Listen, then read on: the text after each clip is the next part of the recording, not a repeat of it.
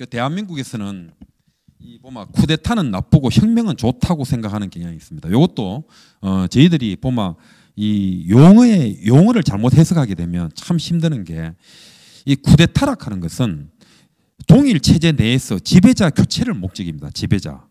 옛날에 뭐 연산군에서 중종으로 또 인조 반정 이런 것들이죠. 이런 것들을 갖다가 이제 쿠데타라고 하는데 혁명이라고 하는 것은 체제를 바꾸는 겁니다. 혁명. 그 문재인 대통령은 커밍 아웃 했는 겁니다. 그 이분은 보니까 고영주 씨가 문재인이는 뼛속까지 공산주의자다 하니까 고발을 했더라고, 고소를. 그러면 문재인이는 뼛속까지 자본주의자다 그러면 고소 안 합니까?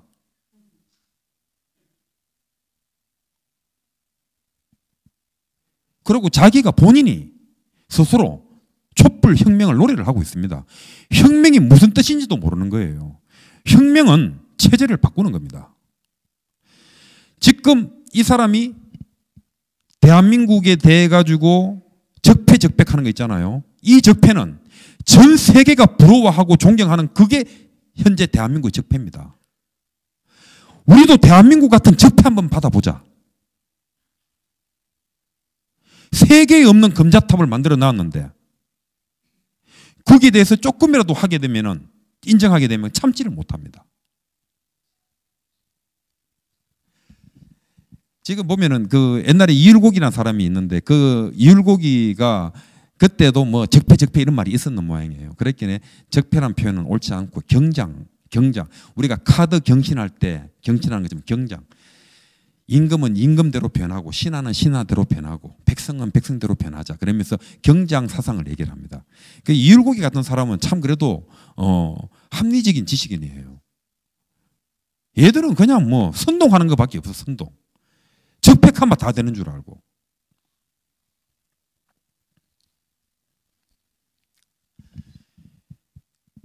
그래 여기 이명희 교수가 그 친일 반민족 그 진상규명위원회에 가니까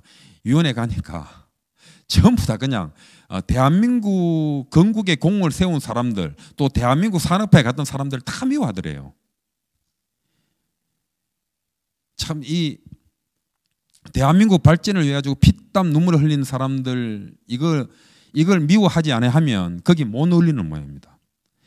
그 몇 년 전에 한국에 그 이제 국제시장이라는 영화가 있었거든요. 국제시장이라는 영화가 있었고 그때 비슷한 시기에 변호인 하는 영화가 있었어요. 제가 두 개 다 봤습니다. 변호인을 보고도 제가 엉엉 울었어요. 국제시장 보고도 제가 엉엉 울었습니다. 근데 그 대구에도 의외로 그 황당한 좌파들이 많습니다. 내 좌파라는 표현도 나중에 수정해야 되지만 걔들 하는 말은 한 사람도 말이 안 틀려요. 국제시장을 보고 거지 같은 영화다 그래요. 저 국제시장 보고 흥남부두에서 철수할 때 그 미군들이 무기를 다 버리고 5만 명을 태웠다 그러대요. 그 배에. 그게 기네스북에 올라 있답니다. 나 그 영화 보고 처음 알았습니다. 저는. 그 무기를 다 버리고 5만 명을 태웠답니다.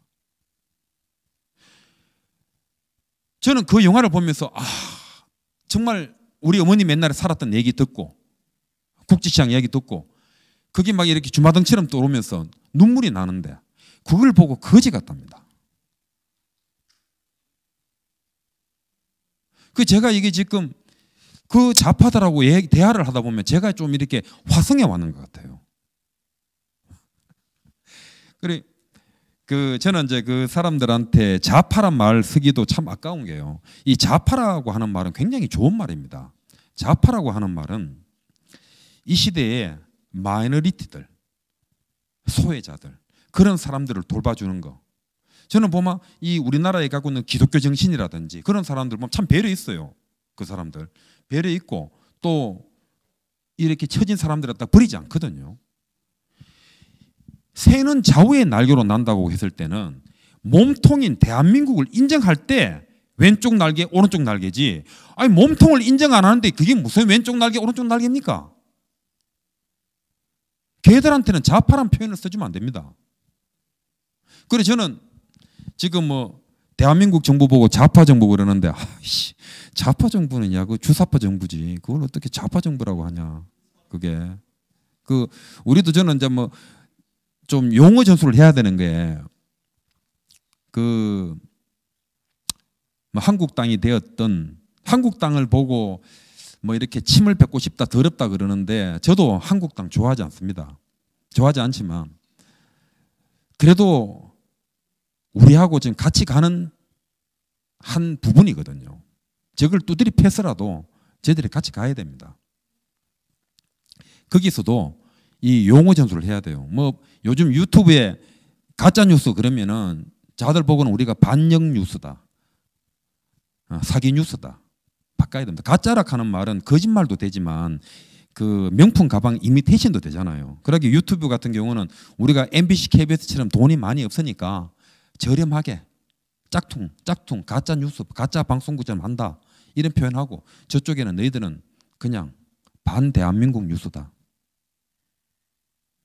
우리도 용어 전술로 걔들을 킷을 내고 이간질을 해야 됩니다. 왜 우리만 맨날 이간질을 당합니까? 걔들은 그냥 내부 체계 이간질, 꼭 이간에 성공하라 그럽니다.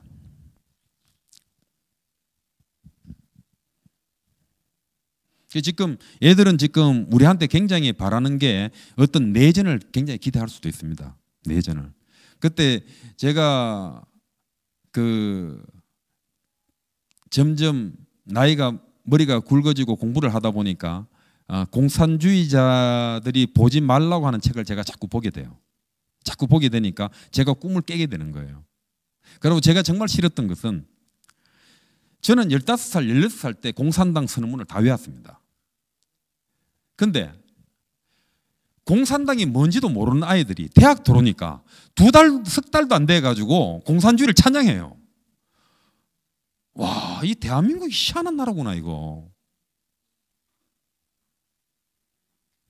그래 보면 사람들이 자기 개성을 찾기도 쉽고 또 이 한국 사회가 이렇게 저는 그 부분이 좀 이해 안 되는 부분이 여러 개 있고 내 나름대로 해석도 해보지만 지금도 조금 이렇게 헤매는 경우가 많아요. 그러니까 대한민국은 오늘날 대한민국의 실패 중에 가장 큰 것은 북한처럼 정치 학습을 하지 않았다는 겁니다.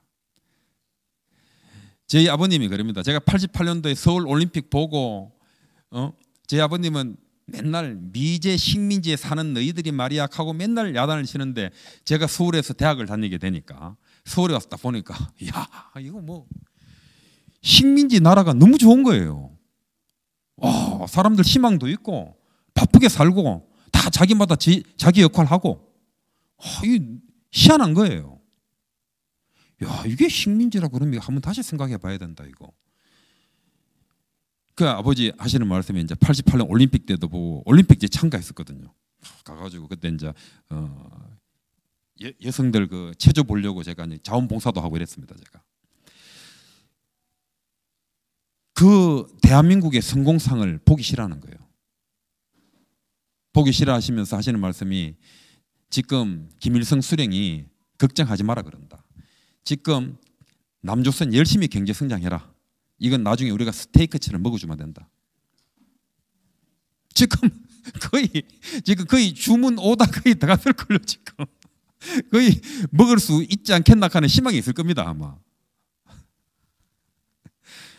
그래 그 사람들이 바라는 것은 이 안에서 어떤 내부 혼란 또 어떤 작은 내전까지도 기대할 수 있지 않겠나 저는 이렇게 보고 있습니다.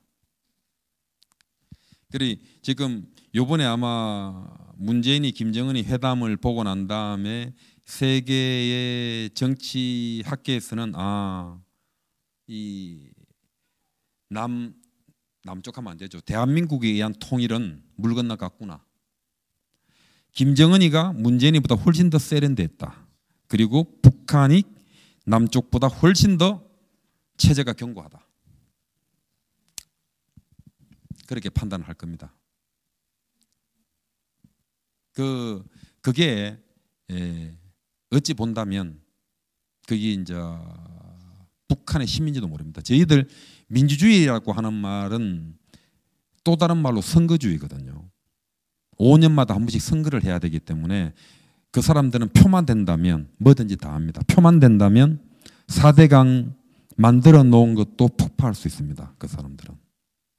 아마 4대강이 저는 4대강 잘 모릅니다. 모르는데 4대강이 그 강물에 긍정적인 측면이 있다라고 많은 국민들이 생각한다면 빨리 폭파할 겁니다.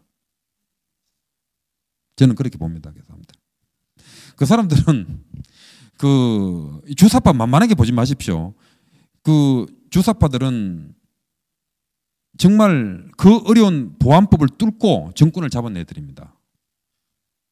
그러고 정말 애국심이라든지 진정성은 이 자유민주세력보다 더 있을지 모릅니다.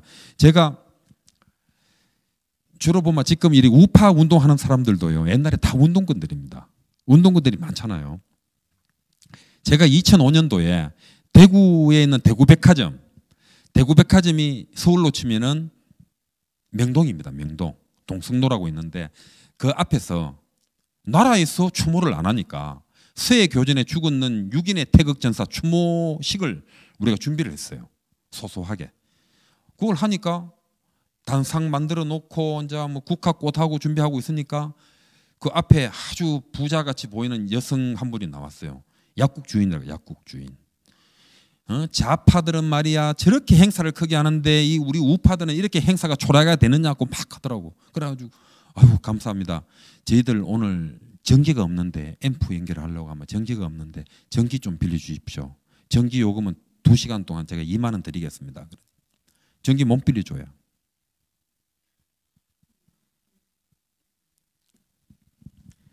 그 약국 바로 옆에 지금은 없지만 그때 BBS 구두가 있었어요. BBS 구두. 그 전문 애들이 딱 나오더니만 저보고 아저씨들 와 이런 거 해가지고 북한을 자극합니까? 이렇게. 들어가라. 너가 열심히 구두 닦아라. 우리는 노사모인데요. 이런 거 해가지고 북한 자극할 필요 없잖아요. 할게네. 됐다 가해 들어가라. 그 아저씨 보니까 뭐 전기가 없어가 딱한데 제가 전기 빌려 드릴게요. 그래. 고맙다. 그래 전기. 전기 가면 전기요금 내 5만 원 줄게. 5만 원. 2시간 쓰면 된다. 5만 원 줄게. 그러니까 이 BBS 구두당에 하는 말이 에이 죽은 아들 다 내한테 동생뻘인데 내가 돈을 왜 받습니까? 진짜 자유민주주의자들 쪽팔리는 줄 알아야 됩니다. 제가 이런 말 하면은 세무조사 안 받겠나? 또 뭐 하면 어떤 불이익 안 받겠나? 이거저거 따지면요 그냥 시원하게 적화되는 게 좋습니다.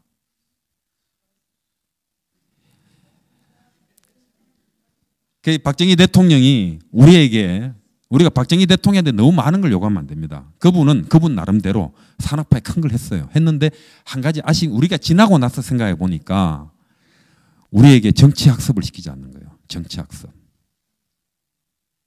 이제는 정치학습 시켜야 됩니다. 정치적 주장도 해야 되고. 왜 우리가 옳은데 자들이 틀린 말을 하는데 왜 우리가 그걸 방치하고 들어줘야 됩니까? 어디 술자리 가보십시오.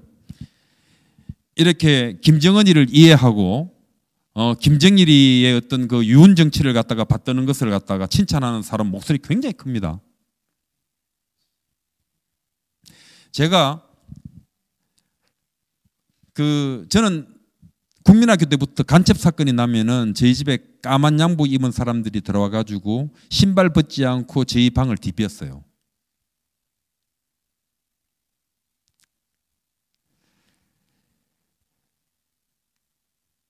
그걸 보면서도 제가 거기에 빠지지 않았던 것은 그보다 더 무섭고 거짓스러운 공산주의자들 행동을 봤기 때문입니다. 저희 어머님요. 사실 저희 아버님은 참 뭐 아버님한테는 영광스러운지 모르겠지만 김일성이가 죽는 그 해에 아버님이 돌아가셨습니다. 94년도에 돌아가셨고 저희 어머님은 원래 91인데 지금 이렇게 금년을 넘길까 지금 걱정할 정도로 계시는데 제 어머님이 그래요. 옛날 부천서의 권인숙 성고문 사건 그걸 보고 내가 당했는 거는 저거에 비하면 아무것도 아니다 그럽니다.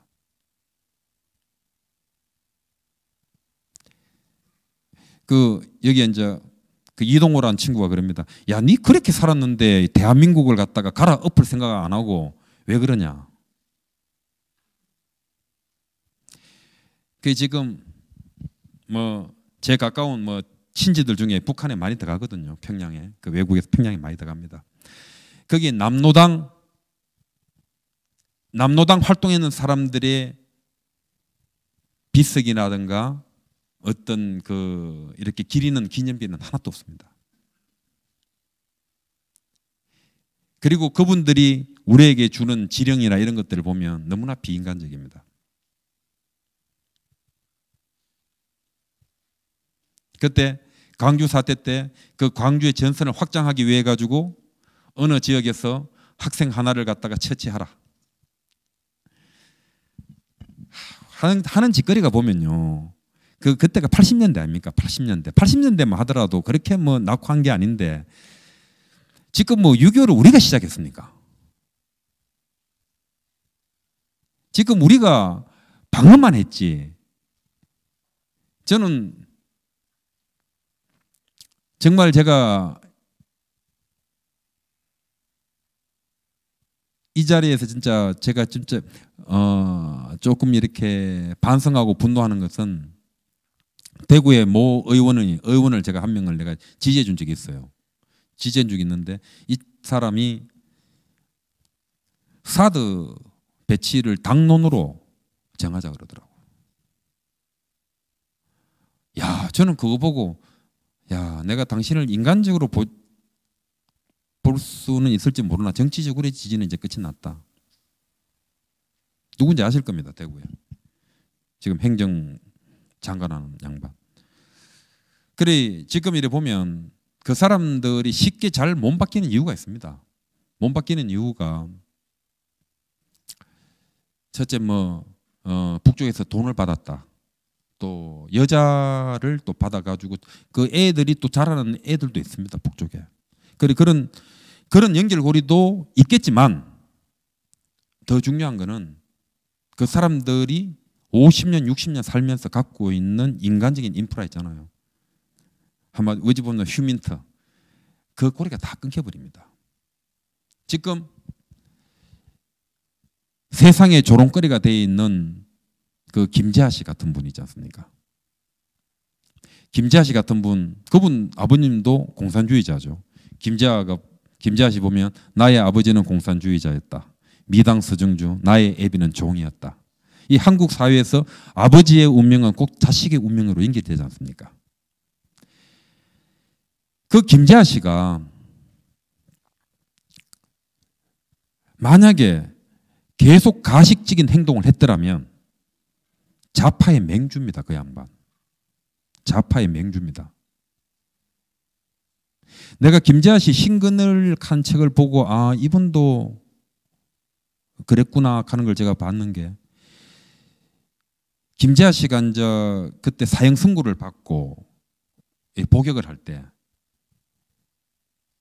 자기 엄마가 찾아옵니다. 자기 엄마가 면회로 옵니다. 면회를 와가지고 북에서 하와이인강 외국에 있는 그 외삼촌들에게 많은 돈을 주기로 했다. 도와주기로 했다. 안에서 네가 단식으로 죽어라. 단식으로 죽으면 공화국에서 너를 영웅으로 만들어주기로 했다. 그 순간 그 김재하 씨는 시인이고 굉장히 여리고 어찌 본다면 굉장히 아름다운 사람입니다. 그 사람. 본인 스스로가 자기가 마르크스 보이라고 얘기를 합니다. 그 순간 김재하 씨에게 공산주의는 날아가 버린 거예요. 그분이 계모가 아니고 생모입니다. 도대체 그 공산주의 사상이 무엇이길래 안에서 단식으로 자살하라. 공화국에서 너를 영웅 만들어주기로 했다. 그 김재하 씨가 나와가지고 1994년도 3년도 같으면요, 우리나라가 민주화 됐을 때입니다. 그때 박철원이가 그때 뭐 저기 북방 외교하고 할 때 아닙니까? 그때 애들이 세원이 세진이니 막 돌아가면서 분신 자살했잖아요. 그때 김재하 씨가 죽음의 구판을 걷어치워라 하는 글을 썼어요. 쓸 수 있지 않습니까? 자기 엄마 아버지 살아 계시는데 지 몸에 신나 뿌려가지고 불태운다 하는 거 그거 걷어치워라 말할 수 있지 않습니까? 그것도요. 왜 조선일보에 실었네. 조선일보에. 또 내용을 알고 보니까 선생님 그 조선일보 왜 실었어요? 야, 한겨레 주니까 한겨레에서 안 실어주더라 그래요. 그 조선일보에 실어주는데 그게 뭐 나쁩니까? 이 보마 얘들 하는 말 보면 있잖아요. 굉장히 무서워요. 보마 요즘도 조선일보 봅니까? 그리고 페이스북에 가가지고 실컷 이야기하다 끝에 가가지고 해시태그 운동하면서 근데 최순실은 이거요. 야들 이 공작하고 세뇌하는 건 선수들입니다.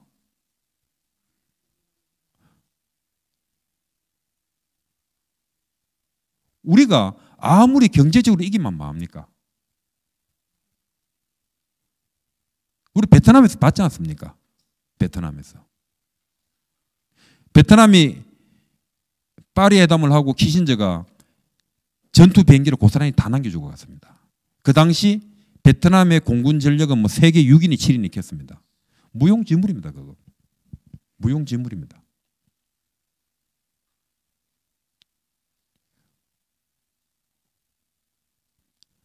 제가 3개월 전에 그 대전 계룡대에서 골프를 쳤습니다. 주말에 골프를 치려고 그러면 최소한 그 계급이 대령 정도 돼야 됩니다. 최소한 계급이. 그런데 같이 공치는 군인이 말끝마다 김정은 위원장 그래요. 그래서 내가 듣기 싫다 그만 캐라. 가지 마라. 그러니까 그 옆에 있는 캐디가 탈북 여성이에요. 탈북 여성. 제가 이렇게 장난삼아 이렇게 북한말을 쓰고 그러니까 정말 북한에 쓰는 맞습니까? 그래. 그냥 농담이지. 내가 지금 북한말 흉내 재밌잖아. 북한말 그러니까. 야, 근데 너 요즘 이렇게 이제 화해되고 하는데 이제 고향 갈 수 있겠네 그러니까. 북한하고 말입니까? 북한의 비핵화 꿈도 꾸지 마시라요. 그런 일 없습니다. 그래요. 이렇게 캐디가 판단하는 겁니다. 그러면서 그 캐디 하는 말이 내가 선생님 요즘 웃기지도 않습니다. 여기 군인들 오면요. 김정은 위원장 그래요. 정보 보고 청와대 기어 들어가라고. 지금 뭐 내가 만약에 대령인데 별 달고 싶다. 북한에서 말 한마디 좀 올라가는 거 아닙니까?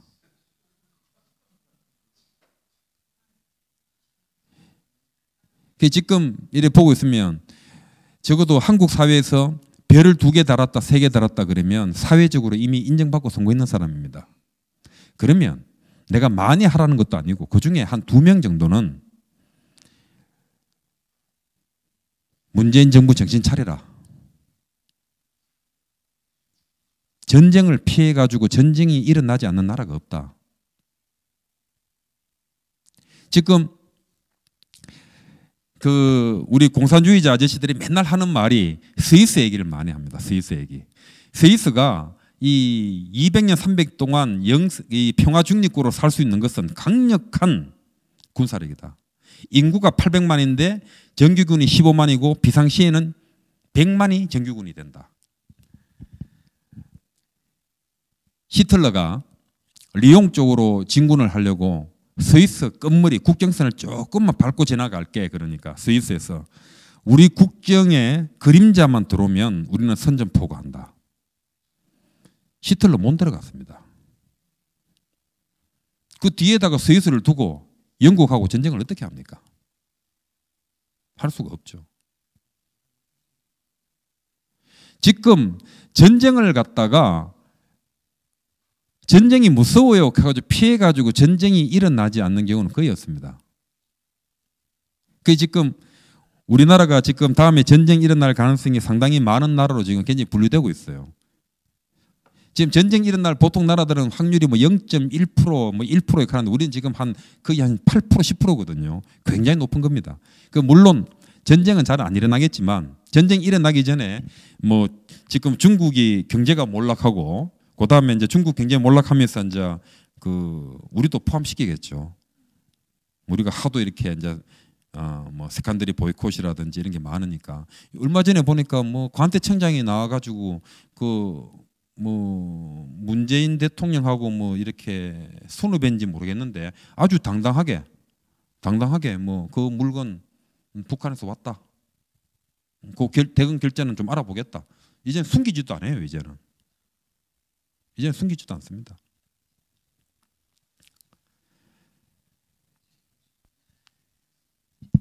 제가 여기 결론 부분에 부끄럽고 참담한 역사일수록 분칠하지 말자고 했는 것은 그 우리가 해방 공간에 1945년 8월 15일은 이 대한민국이 이 일본에서 대한민국 관리권이 미군적으로 넘어갔습니다. 미군적으로 넘어갔는데 그 당시 아시다시피 건준의 여운형이라든지 건준의 여운형이 조선인민당이죠. 또 김두봉이가 만들었던 조선신민당, 또 박헌영이가 만드는 조선공산당, 전부 공산당밖에 없어요.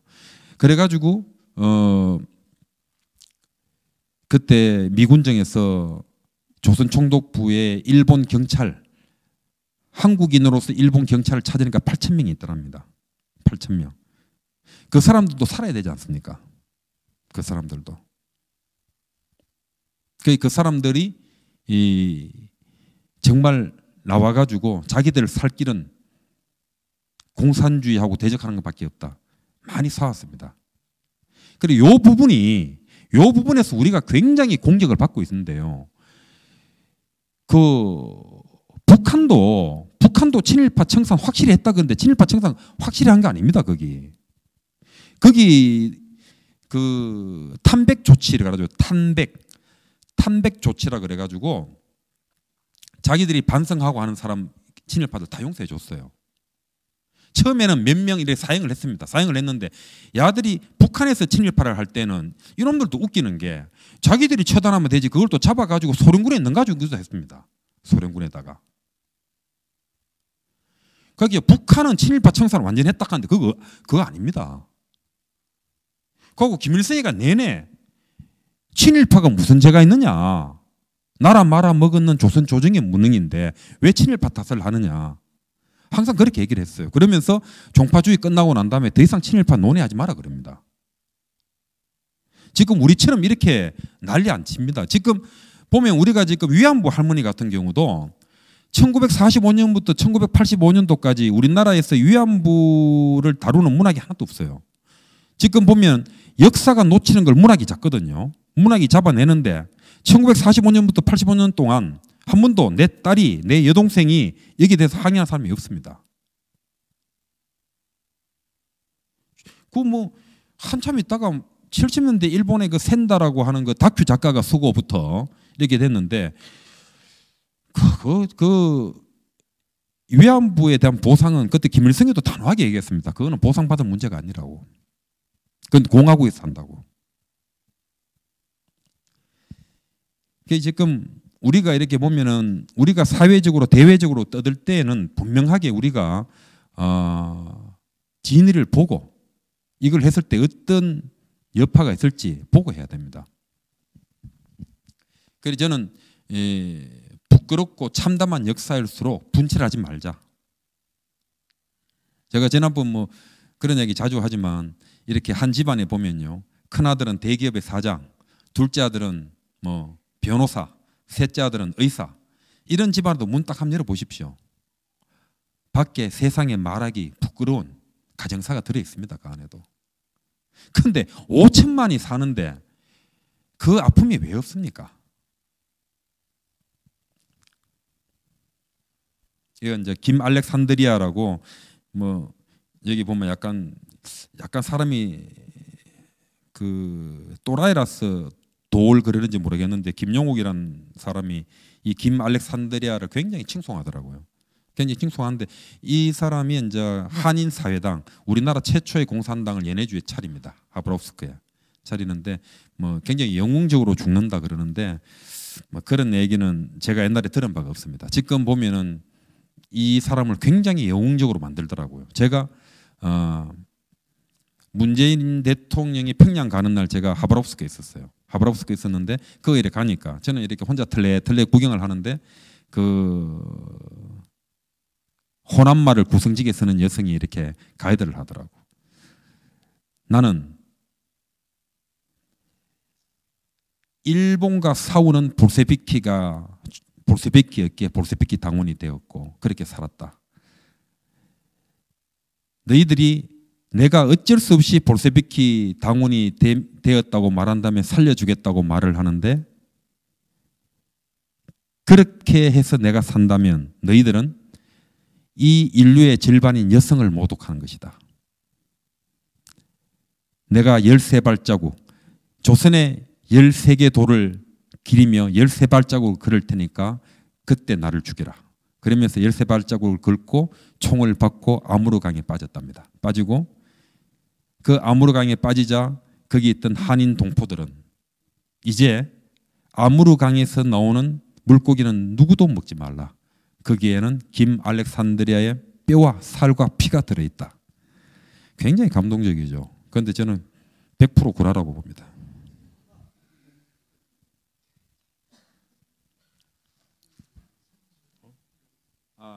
여기는 요 제일 오른쪽에 홍사익 씨입니다. 홍사익 씨. 이분이 그 조선인으로 스리스타 그 별 3개까지 올라갑니다. 별 3개까지 올라가는데 이분이 이 홍사익에 대해 가지고는 이 그 옛날 남로당 아저씨들도 굉장한 평가를 합니다. 이 일본에서 전번 재판을 받을 때 강복군으로 도망가라. 그러고 도망갈 길을 열어줘도 이분이 도망가지 않았더랍니다. 않으면서 하는 말이 지금 우리 조선인이 일본군으로 만주에 한 20만 명 있다. 내가 만약에 비급하게 도망간다면 그 사람들의 불이익이 있을 것이고 일본에 살고 있는 우리 교포들도 불이익이 있을 것이다. 이 사람이 전범자로 사형을 받아들입니다. 홍사익 씨. 그런데 또 이승만 대통령은 또 홍사익 씨를 굉장히 싫어해가지고 홍사익 아들이 한국은행에 근무하는데 해고를 시킵니다. 참 보면 이게 그 역사라고 하는 게 참 복잡하죠. 복잡하고 또 박정희 씨는 또 이승만을 또 굉장히 미워하거든요. 해가지고 하와이에서 굉장히 좀 남루한 집에 이렇게 살 때 집이 그리 좋지 않았습니다. 좋지 않고 본체도 알고 약간 반지하방에 살 때 도와주지 않습니다.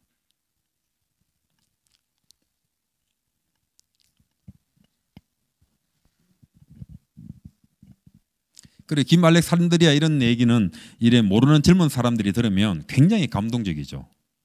걔들 감동시키는 데는 선수입니다.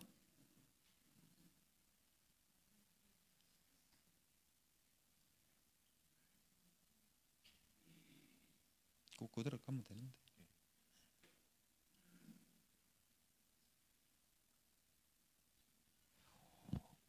홍사익이란 분은 그 한국 사회에서 한번 이렇게 영화로 한번 만들어도 될 만큼 저는 굉장히 그분 인생은 좀 드라마틱하다고 제가 봅니다.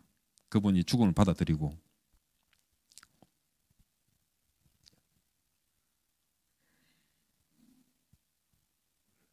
동영상은 요 사진은 이제 여기 제일 왼쪽에 그 안중근 의사의 둘째 아들입니다. 안준생.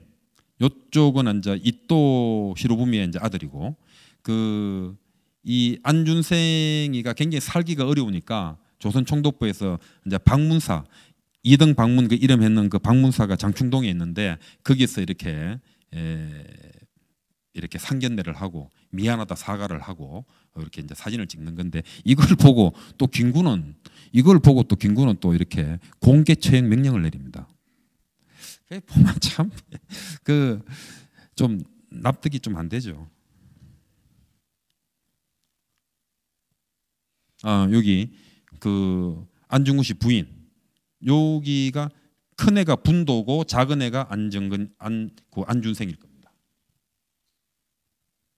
요 이제 황태성 씨, 이분 다 아시죠? 황태성 다 아시죠? 저는 저희 아버지한테 이 황태성의 얘기는 아마 한 200번 들었을 겁니다. 이분 동선이 돼가지고 와가지고 뭐 김민아를 만나가지고 가가 나중에 중앙대 총장이 되는데 뭐 그래 뭐 이분이 이제 박정희가 아버지처럼 생각하는 박상희의 친구고 첫 번째 결혼했는 그 김호남이한테 중매를 써주고 상주 사람인데 황태성이가 그 박정희가 5.16 쿠데타를 성공을 딱 하니까 이분이 그 당시 이제 부부상 거기서 이제 차관급쯤 되는데 내려왔대요. 내려와가지고 박정희를 만났는데 박정희가 형님 내가 당을 하나 만들어야 되는데 형님이 당원들 교육을 좀 시켜주십시오. 그래 황태성이가 이제 북한에서 돈을 가지고 와가지고 자기 돈 쓰면서 북한 돈을 쓰면서 명동에 있는 반도 호텔에서 공화당 당원들을 갖다 전부 다 모아가지고 당 세포 조직을 만들었답니다. 만들어 나갔는데 그 당시 그래가지고 공화당이 신생당임에도 불구하고 굉장히 당 조직이 탄탄했대요. 그런데 윤보선이가 대구 수성못 유세를 할 때 여러분 지금 이 공화당이 이름이 공화당입니까 공산당입니까? 북한에 있는 황태성 부부상이라는 사람이 내려와가지고 명동 반도 호텔에서 당원들 세포 교육을 하고 있습니다라고 얘기를 합니다. 그 미국 CIA에서 이 황태성이를 갖다가 어떻게 할 거냐? 그 박정희가 이제 포기를 하는 거죠. 박정희가 이제 포기를 하고 가는데 이 황태성이가 이제 총살 당하기 전에 마지막으로 정의랑 통화를 한번 하게 해달라 그러는데 통화를 시켜주지 않았답니다. 근데 요 얘기는 저희 아버님 얘기입니다. 아버님 얘기고 이 황태성에 대해 가지고는 근데 지금 김종필 씨 제가 그 책은 읽었는데 그거는 거짓말이에요. 김종필 씨 얘기는. 그분은 내가 볼 때는 회고로까지 내 구라를 치는 것 같아가지고 참.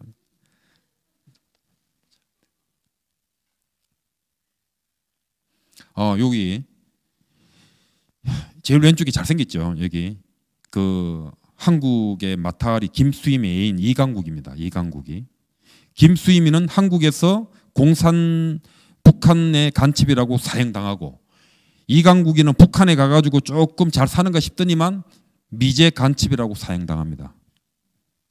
옆에 모윤숙이는 뭐 그 굉장히 별로 안 좋은 여자로 이야기했는데 이 여자도 굉장히 나름대로 철학이 있고 자유민주주의 정신이 있는 여자고 제일 오른쪽은 오제도 검사고요. 간첩자는 오제도 검사고 한국 사회가 아니고 제가 어릴 때 정말 똥도 못 쓸 인간이라고 말했는 사람이 이 사람입니다.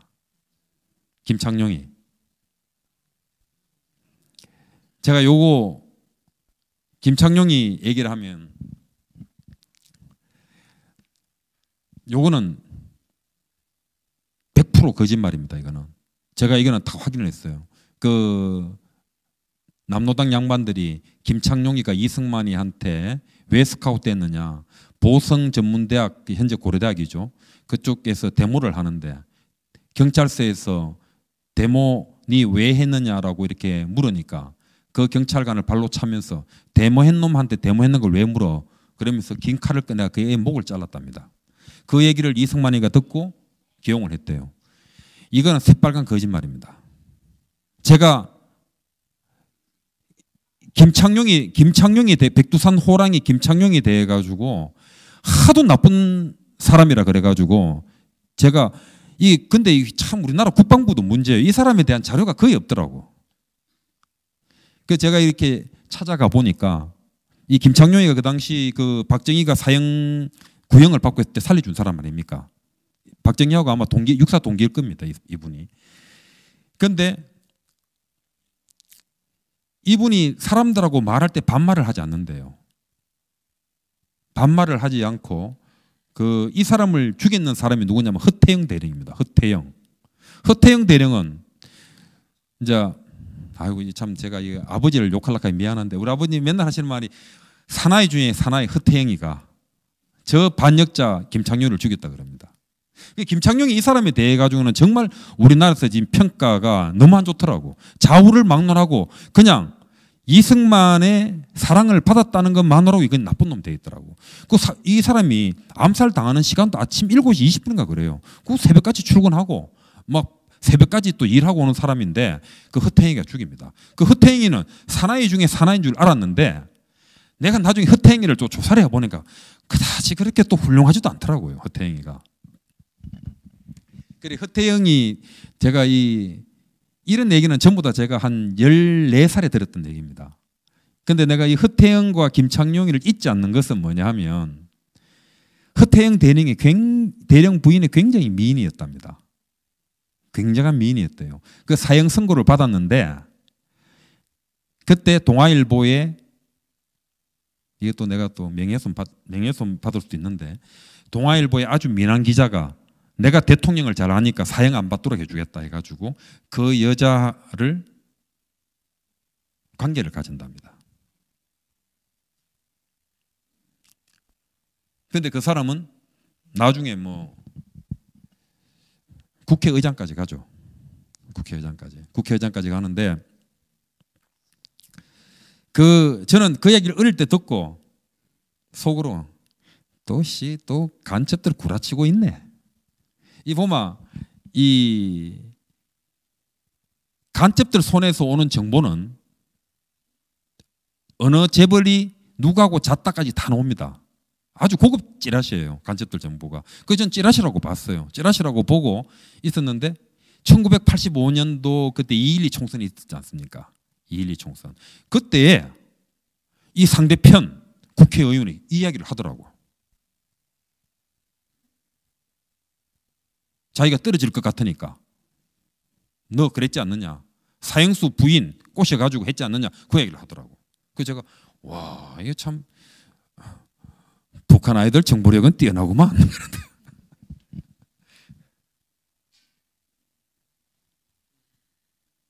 여기 사진은 이때 이미 지금 자꾸 이승만이 보고 대한민국을 갖다가 어땠다 그러는데 해방 공간이 있지 않습니까? 남쪽은 3.8 이남은 테러, 소요가 1년에 수천 건이 일어났고요. 북한은 고요했습니다. 그 함스커니가 있었던 그 신의주 그 학생 사건 이외에는 고요했습니다. 그때 스탈린이 1945년 9.21 그 민주기지론을 얘기를 합니다. 민주기지론. 앞에 마르크스, 뒤에 친구 엥겔스, 그 뒤에 레닌, 스탈린, 그 뒤에 에틴 소년, 김일성 이렇게 있죠.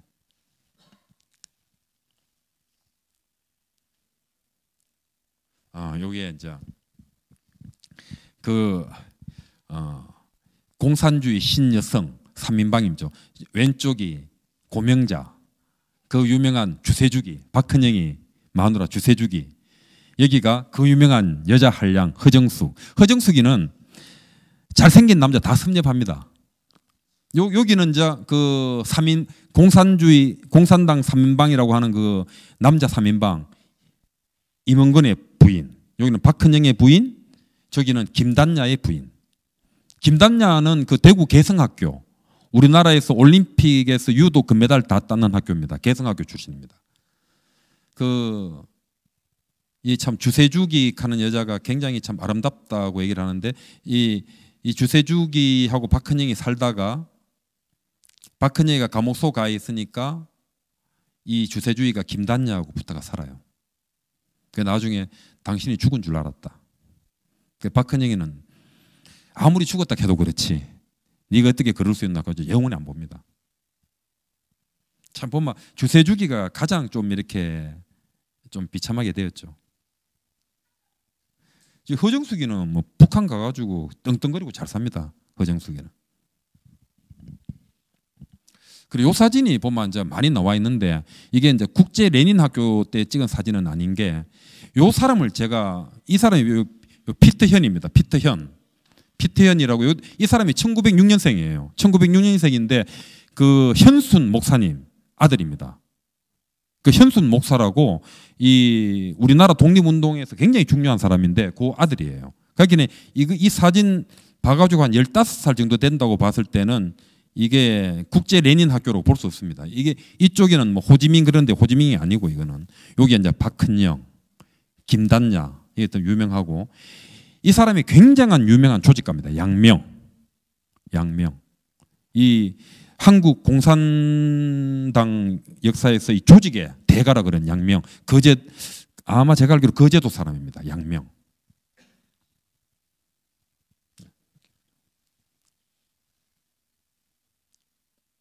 이거는 소련 국기, 여기 별만 있으면 소련 국기잖아요. 이게 이제 뭐냐 하면 이제 그 유명한 남노당 그 밑에 있던 오늘날 민주노총과 같은 전평, 그 전평의 깃발입니다. 노동자를 상징하는 망치와 농민을 상징하는 낫.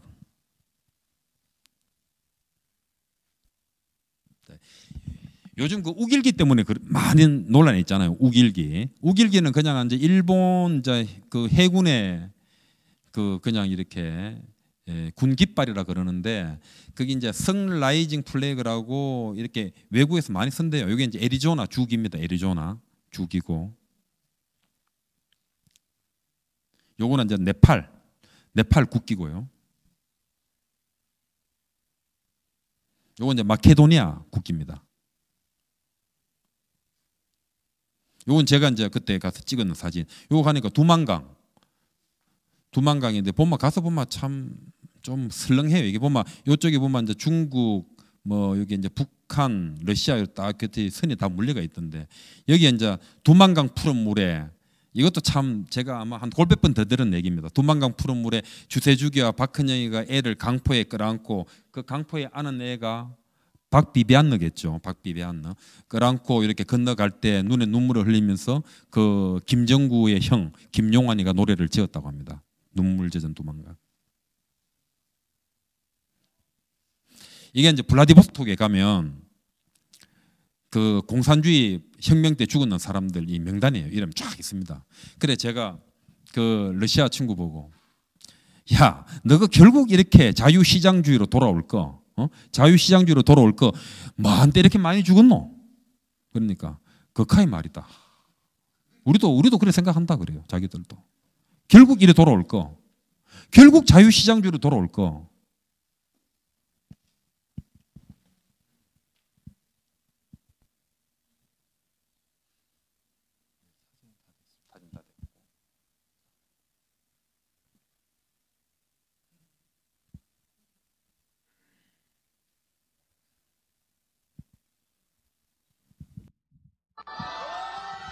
박근혜 좋아하는 분들 하나도 없습니다. 걱정 마시죠. 박근혜는 저희가 알아서 하겠습니다. 걱정 마시죠. 박근혜 때문에 우리가 죄송합니다. 박근혜 때문에 우리가 죄송합니다. 걱정 마십시오. 동일합니다. 박근혜는 저희가 알아서 하겠습니다.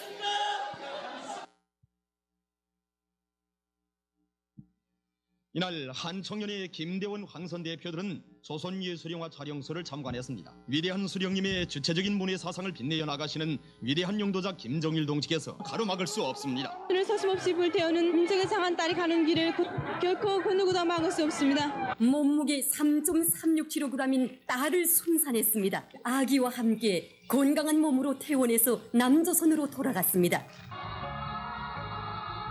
진정 이것은 여기로 통일시대 우리 민족끼리의 시대에 아로 새겨진 사랑의 화폭들 중에 하나로 종북 콘서트라고 명명하는 자체가 저는 이제 낙인이라고 생각하고요. 이 동영상 보시는 게 어떻습니까? 충격적입니까? 저는 이거 보고 야, 이런 애를 우리가 스카우트 해야 되는데 이 강력한 애들 스카우트 해야죠. 안 돌아서도 저희들 노력해야 됩니다. 저희들이 저렇게 되는 거는 저희들 책임도 있습니다. 저희들 일 보고 있으면 저희들이 갖고 있는 그 신념 이런 거 있잖아요. 잘 생각해 보십시오. 내 몸에 신나를 뿌려가지고 특히 서울대 출신들 서울대 졸업하면 그래도 먹고 사는데 큰 문제 없잖아요. 내 몸에 신나를 뿌리고 왼손에 라이터 오른손에는 송곳을 들고 나온단 말입니다.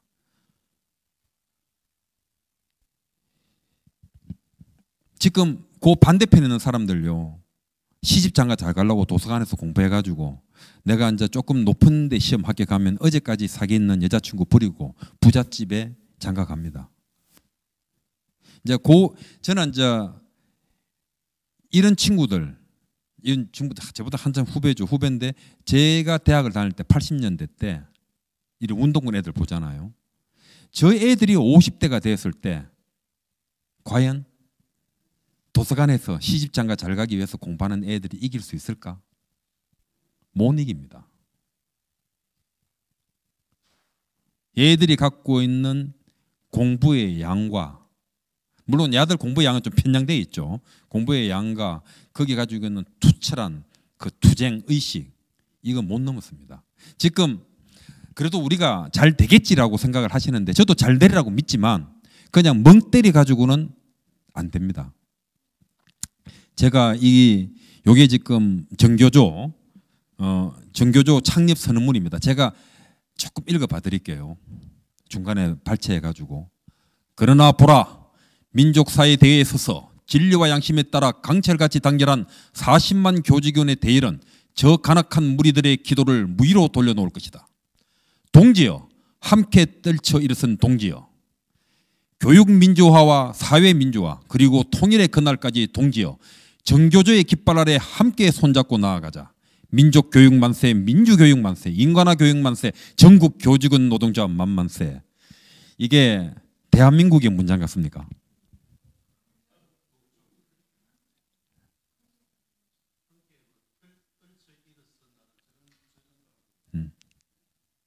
선생님 국어 하시는 말이죠. 네. 네.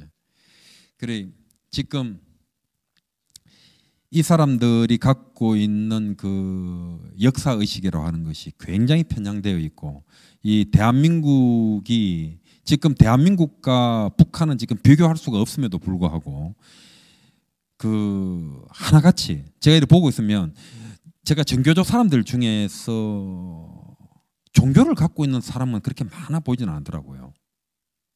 그래도 뭐 기독교 정신이나 이런 거라도 있으면 좀 나을 텐데 그런데 이 사람들은 내일 제가 정교조 사람들하고 제가 술을 한잔 하기로 했는데 그 사람들은 자기들이 있기 때문에 우리가 독재화 안 되고 이만큼 산다고 생각해요. 정말 기가 막힙니다 지금.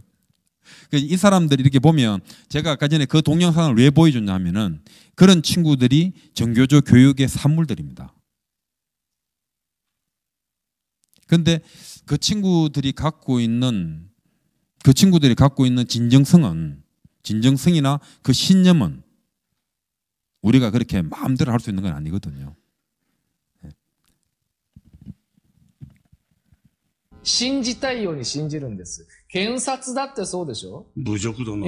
侮辱したんです。証拠によってではなく民意に応えて起訴したんですから。我々は公僕だ。国民の期待に応えるのは当然だ。愚かな国民の愚かな期待にも応えなければならないんですか？愚かですか？愚かで醜く卑劣です。傲慢極まりない。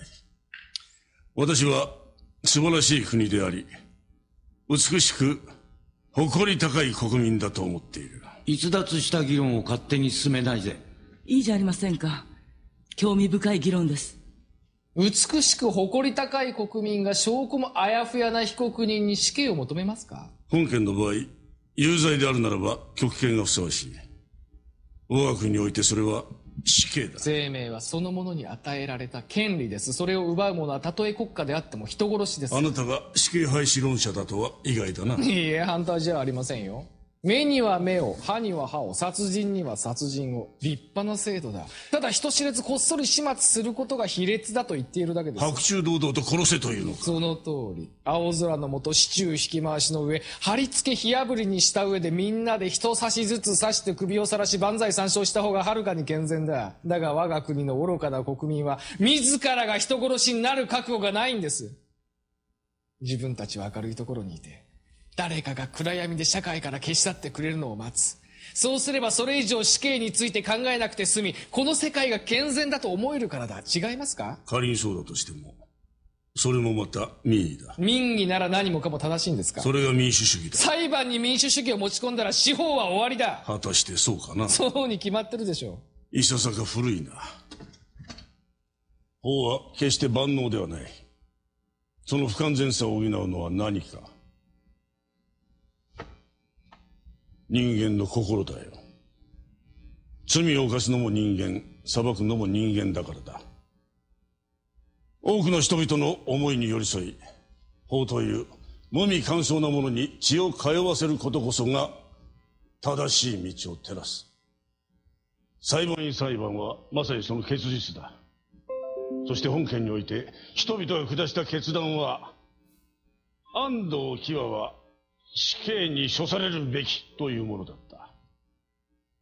愛する家族と友人と子供たちの健全な未来のために、これこそが民意だ。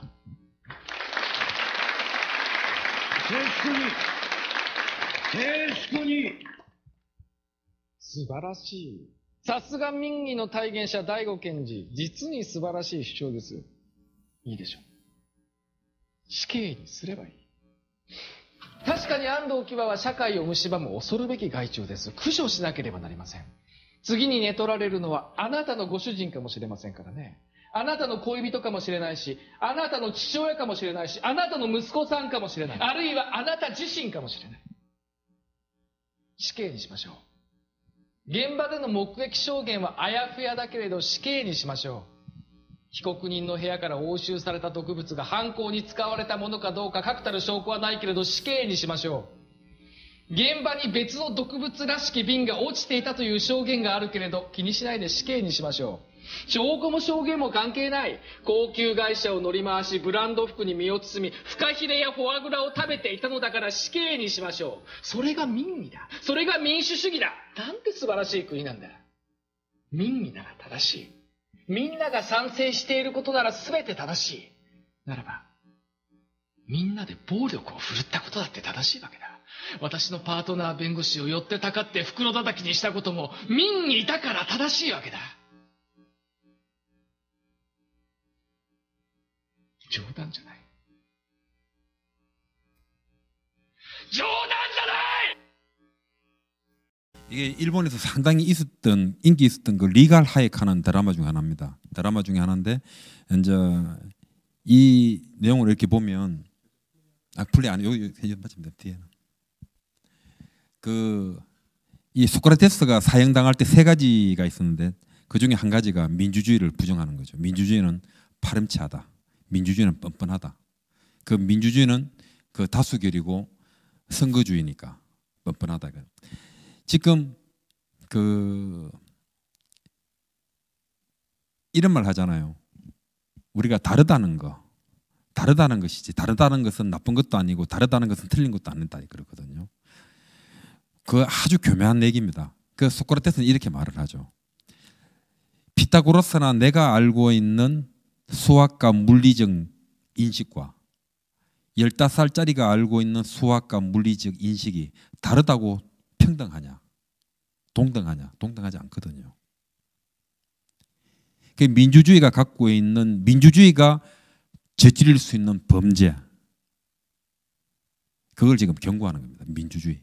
여러 사람들이 옳다고 했을 때 거기에 대해 가지고 거기에 보면 여기 사형 선고를 받는 여자가 조금 안 좋은 여자예요. 내가 볼 때 범인일 수도 있는 여자인데 아주 비싼 옷에 이런 걸 하고 하니까 보기 싫은 거예요. 그래서 우리가 이제 민이나 민주주의나 이런 데 대해 가지고는 한번 이렇게 경겸히 한번 봐줘야 된다는 겁니다. 이 민주주의라고 하는 것이 이 보마 여기 김 선생님 보기에 법대더라고요. 법대. 이 제가 도사 앞에 요랑 흔드는 것 같지만 그 법철학자 중에 한스 켈젠이라는 사람이 민주주의는 사회주의에서만 가능하다. 사실 보면 그 민주락하는 게 데모스 인민 대중이고 그 크라시는 통치니까 대중 인민 통치니까 사회주의가 맞겠죠. 맞는데 지금 우리가 그 어렵게 자유란 걸 가지고 왔잖아요. 그때 이제 이승만 대통령이 물러날 때 자유란 나무는 피를 먹고 자란다고 그랬습니다. 그런데 그 말을 그 저희 아버지나 아저씨들은 굉장히 이승만에 대해서 모독적으로 얘기를 하던데 그것도 이승만이 킬링 필드를 만들지 않았거든요. 스스로 물러나면서 민주주의란 나무는 피를 먹고 산다. 그러면서 이 자유를 놓치지 마라 그러거든요. 저는 이 자유민주주의 하는 것이 정말 세계에 없는 저는 가치라고 봅니다. 자유하다. 대자유, 개인의 대자유, 민주, 공동체의 선. 이 개인과 공동의 이것들이 팽팽하게 긴장 대립해 나가는 거. 정말 저는 이 아름다운 제도로 보고 있습니다. 자유민주주의. 그런데 지금 우리가 선거에 의해서 자유민주주의가 위협받고 있다는 것. 참 이거는 아이러니죠. 아이러니인데 저는 자신 있게 생각합니다. 현재 대한민국의 70년을 만들어 오시는 분들, 이분들이 같이 호흡하는 한 결코 우리 자유민주주의가 그 대중인민민주주의에게 빼앗기지 않을 것이라 저는 확신하고 자신합니다. 감사합니다.